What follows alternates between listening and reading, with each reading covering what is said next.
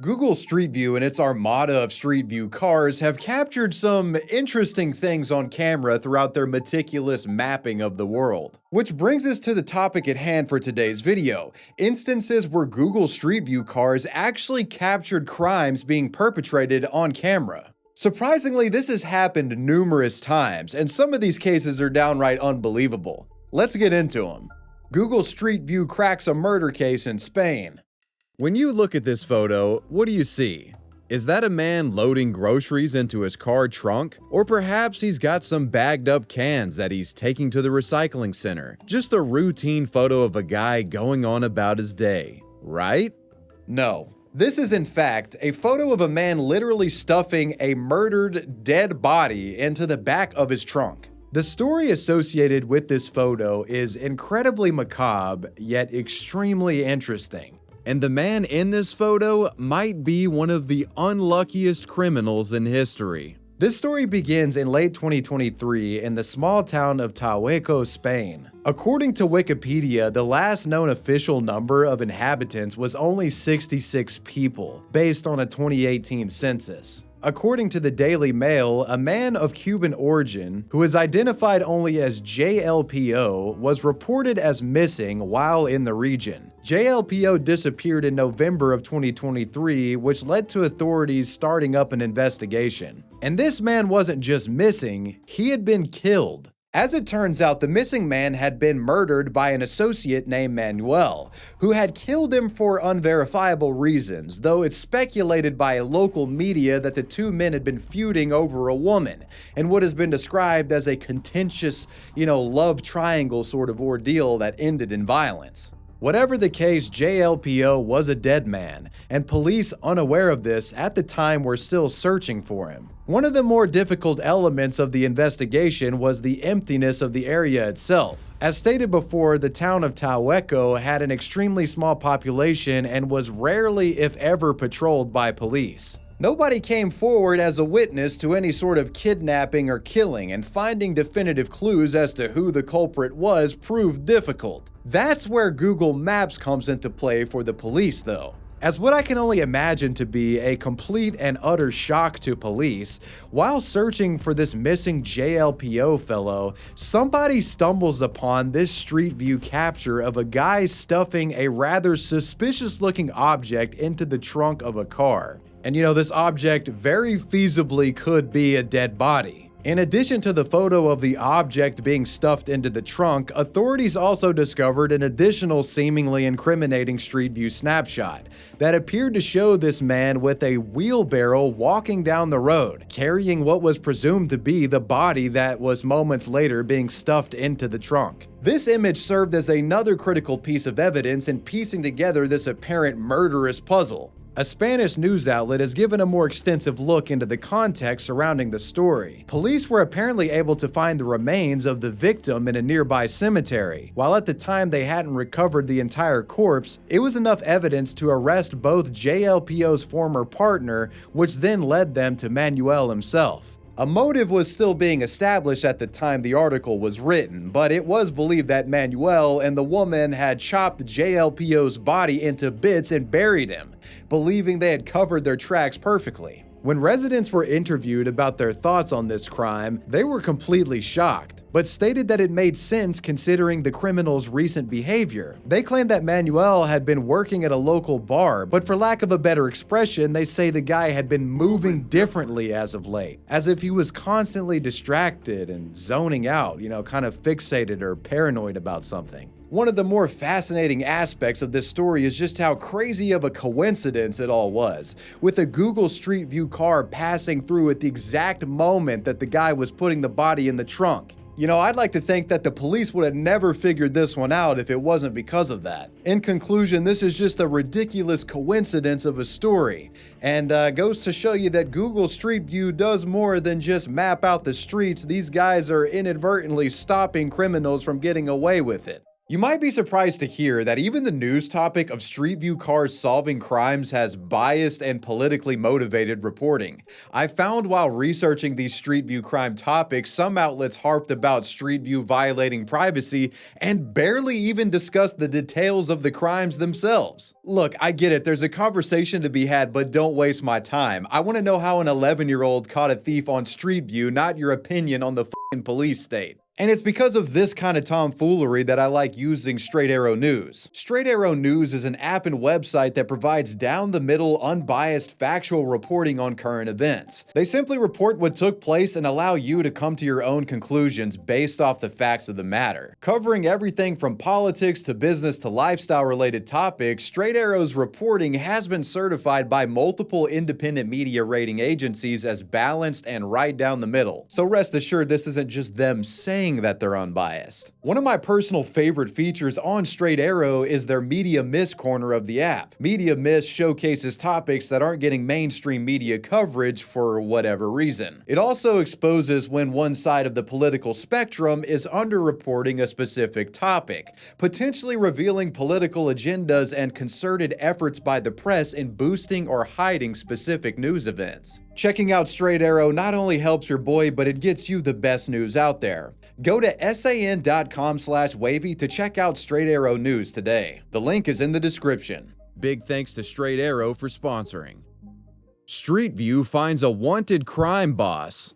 If you use Google Street View and go to a particular address located in Galapagos, Spain, you'll see what appears to be a normal street, busy with the hustle and bustle of everyday life. If you look around, there's a pharmacy, and even what appears to be a quaint little fruit and grocery shop called El Huerto de Manu. If you look even closer, the elderly shopkeeper can be seen wearing the tan shirt, and he's having a casual conversation with the passerby. A seemingly innocuous interaction and image. If you didn't know any better, this image would be an unremarkable vignette, one of thousands captured by Google Street View cars across the world on a daily basis. The man captured in this photo has a dark secret, however. While the locals knew him as Manuel, he was actually a notorious crime boss and killer named Giacchino Gamino, who had been on the run from Italian authorities for close to 2 decades. And this Street View photo would lead to the crime boss finally facing justice. But let's not get ahead of ourselves. How exactly did one of Europe's most wanted criminals end up here and escape the law for so long? As the story goes, back in the 1980s, Gamino was heavily involved in criminal activity and was being investigated for drug trafficking and his affiliation with a vicious criminal clan known as the Stidda.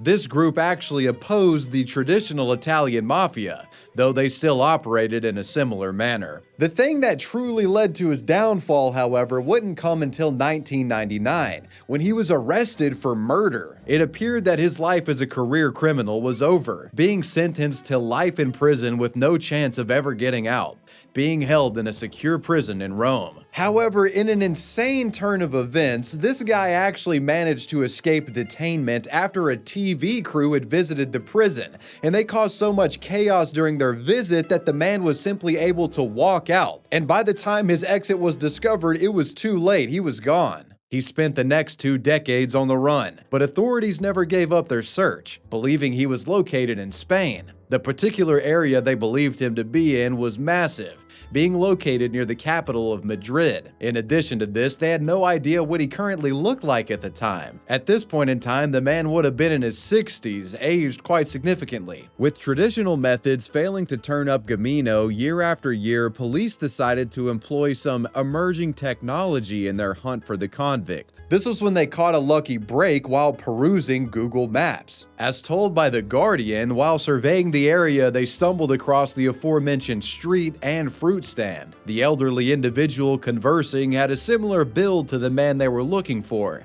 and as they looked deeper into his identity, even more red flags flew. They discovered a local restaurant named La Cocina de Manu, which had at this point been closed down for some time. However, on the restaurant's Facebook page, they found clearer photos of the man's face, where he had a notable scar which was present in younger photos of Gamino. In addition to this, there was one final nail in the coffin that served as a huge clue.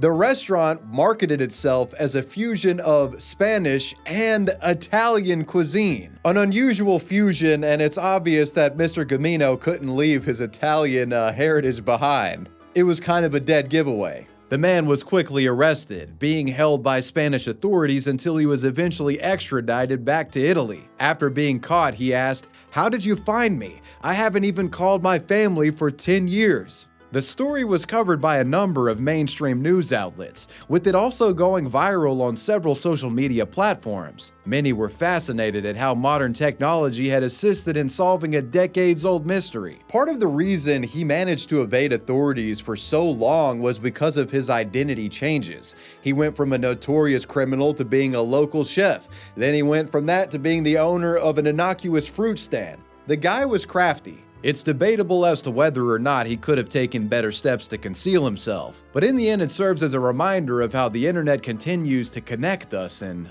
unexpected ways.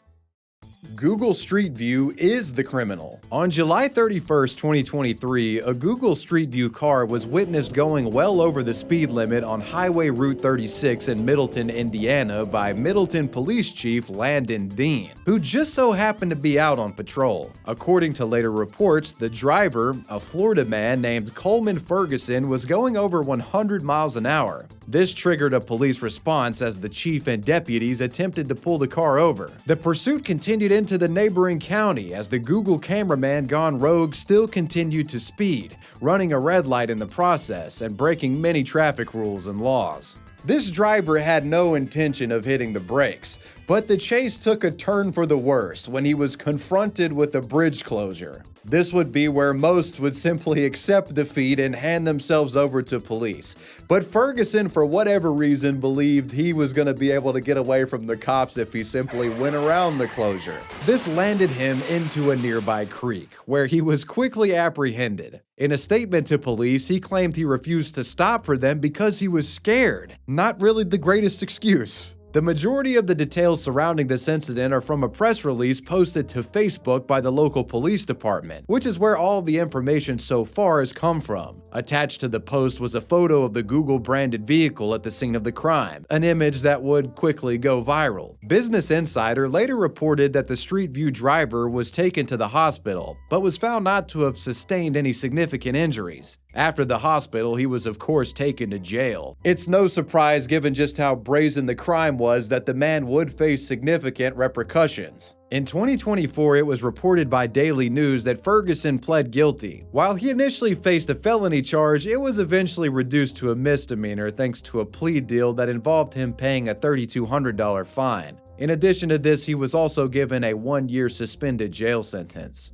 It was also revealed that Coleman had been convicted for driving with a suspended license in the past, which is where his initial excuse of being scared had come from. Which of course raises the question, why the fuck was a guy with a suspended license allowed to work for Google as a Street View driver? I would hope that they check their drivers for valid licenses before hiring. I think what happened is he probably got hired before it was suspended and then failed to update the company about it so he wouldn't lose his job. Whatever the case, despite the severity of his offense, the fact that it had taken place in such a strange vehicle led to an otherwise boring story being laughed at by the broader internet. I mean, you can't help but get a chuckle out of this crash site image. It's honestly high art. Google Street View finds stolen caravan. In the summer of 2009, Rebecca and David Soans were displeased when they discovered their caravan had been stolen from their home in Swadlincote, England, by an unknown thief. For those of you watching in North America, a caravan is the equivalent to a camper trailer or like an RV travel trailer. According to the Telegraph, this caravan had cost them over 7,000 British pounds, with the family of four soon reporting the theft to the police. The apparent thief had done a good job at concealing their crime. Despite authorities employing several methods to identify the criminal, they failed to turn up any evidence that would aid them in finding the caravan, or those responsible for taking it. Obviously, such a significant loss would impact anyone, but this was particularly difficult for the Soans family to accept, considering the fact that this caravan had actually been their second one, with their previous being lost in a car accident. While this would usually be the end of the story, it wasn't the case here. According to the Daily Mail, the investigation was revitalized with the help of the family's son, Ruben, who was at the time only 11 years old. A little under a year after the theft, he began browsing the area where his house was located via Streetview and stumbled across a man who was standing next to a suspiciously familiar caravan trailer. It was the exact same model as the one that they had lost. And the fact that the photo had been captured in such close proximity to their home, yeah, there was something suspicious about it. And in addition to the caravan being pictured, there was also a man in this photo who was standing next to what was presumably his own vehicle. As mentioned before, all of this occurred in the early days of Streetview's existence. Google was still in the process of engineering automatic face blurring technology, with the feature only being announced in 2008. So this meant that the man's face was plainly visible, though the license plate was blurred out. This information was given to Ruben's parents and then to the police, and this was the lucky break that they needed. They released the photo to the public, asking for any available information on the mysterious man's whereabouts, but the police thought this would be a simple open and shut matter. At the time, Google retained the original unaltered photos taken by their cars for at least 12 months, meaning all the police had to do would be to get into contact with the tech giant and, put the puzzle pieces together from there. Unfortunately, this would be easier said than done, as the tech conglomerate refused to comply with authorities initially. The Telegraph reported in January of 2011 that Google claimed the police would have to pursue legal action in order to gain access to their information. Heather Wheeler, a Derbyshire Parliament member, expressed her frustration at their refusal, stating, "It would be sensible for them to enter into a protocol with British police forces to receive and acquiesce to police requests." However, despite their initial position, Google would eventually comply and hand over an image of the unblurred license plate to the police, though by this point the vehicle had apparently been sold to someone else, which created even more hurdles for authorities to go through. They would eventually catch this fucker though. A report in 2012 reveals that police actually arrested a man suspected of stealing the family's caravan. This individual paid bail and was immediately released, and would face prosecution at a later date. But the point is, Streetview did miraculously capture proof of an individual stealing a caravan. Though updates on the specific story dried up after this, a Google representative did comment on the situation, stating, "It's very important to Google and our users that we only provide information if valid process is followed, as laid down by governments and law. We will of course cooperate with police requests as long as they are legally valid and follow the correct processes." That's essentially where the story ends, but it's still remarkable as this is one of the earliest instances, if not the earliest instance, of Streetview cracking a case. So big shout out to the 11-year-old son who got the ball rolling in this case and got the perp punished for stealing his family's caravan. Streetview stops a double murderer. This is the case of a killer getting busted by a Streetview image. Leslie Todd Parvin on paper seemed like a good enough guy. His father later claimed to news outlets that Leslie was an attentive parent that cared for his family, and the guy had served his country for over 20 years in the military, working as a chaplain assistant. Unfortunately, military work had consequences for his mental health, as in 2007 he was officially diagnosed with PTSD. His neighbors later described him to news outlets as a closed-off figure who barely spoke to or interacted with anyone, which is why what happened next was particularly shocking. According to South Carolina news outlet The State, on the night of July 30th, 2010, Parvin was drinking in the backyard with an associate named Edgar Lopez and another man named Pablo Gutierrez Guzman. According to later reports, Lopez had previously agreed to have sex with Parvin for $200, but had changed his mind for whatever reason. The specifics of what exactly was said are unknown, but it ended with the grizzled war veteran killing both of them with a gun. Immediately realizing the gravity of what he had done, Parvin got rid of his weapon and fled to Louisiana with his family in their minivan. This van will become important later. He then sold the car to a scrapyard, trying to further cover his tracks. You see, Parvin hadn't been alone with his victims. Local news outlet WIS-TV reported that there were numerous witnesses, with one of them providing part of his license plate to the authorities in an effort to track him down. Police needed his full plate number, and even if his car was scrapped, the full plate would allow them to backtrace his previous movements to further zero in on his current whereabouts. This is where Streetview came into play. Although the car in question had been sold for scrap, Google had captured an image of the vehicle parked in his driveway, lending further credibility to the eyewitnesses. With this information, they could now use his plate number to cross-reference his past movements taken in his green Kia minivan. The man would be eventually arrested after returning to South Carolina, with a jury deliberating on the next course of action. At first, he claimed self-defense, stating that he had only shot the two men after he saw one of them reaching for a pistol. Parvin's lawyer also talked extensively about the veteran's experiences with PTSD and how it shaped his day-to-day life. As a chaplain, he often saw the horrific aftermath of failed operations. On one occasion, he was a part of an extraction team and had to recover the corpse of someone he had known personally. While Parvin's mental illness was emphasized, he also claimed that he was genuinely remorseful for his crime. In regards to his feelings on the killings, he stated, "I 100% want to recognize the loss to these families. I have carried that weight since this event happened and will carry that weight for the rest of my life. I've also lost many people myself and have seen the torture families go through." The man had been attending therapy and was medicated when he committed the murders. Parvin's defense hinged on his mental illness.